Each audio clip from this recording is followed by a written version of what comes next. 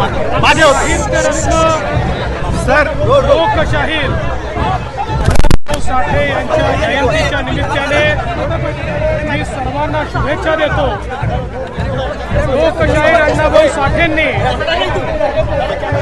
जनसामान्यांमध्ये वाणीनं, आपल्या कवितांनी, आपल्या गीतांनी एक अत्यंत मोठी ऊर्जा तयार केली।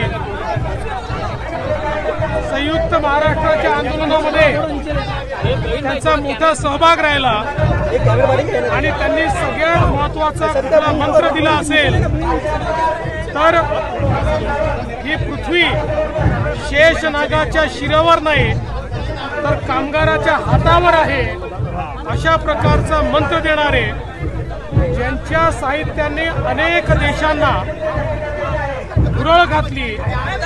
आणि मी स्वतः रशियामध्ये त्यांच्या पुतळ्याच्या अनावरणाला गेलो होतो, त्यावेळी बघितलं अशा प्रकारे रशियामध्ये लोकशाहीर अण्णाभाऊ साठे यांच्याबद्दल आत्मीयता आहे, त्यांच्या साहित्यावर अभ्यास चालतो। एक वैश्विक साहित्य वंचितांचा कवी असलेल्या, वंचितांचा नेता असलेल्या, वंचितांचा आवाज असलेल्या अण्णाभाऊंनी तयार केलं आणि ते अखिल विश्वापर्यंत पसरलं। आणि म्हणूनच आम्ही सगळे आज या निमित्ताने लोकशाहीर अण्णाभाऊ साठे यांना नमन करतो।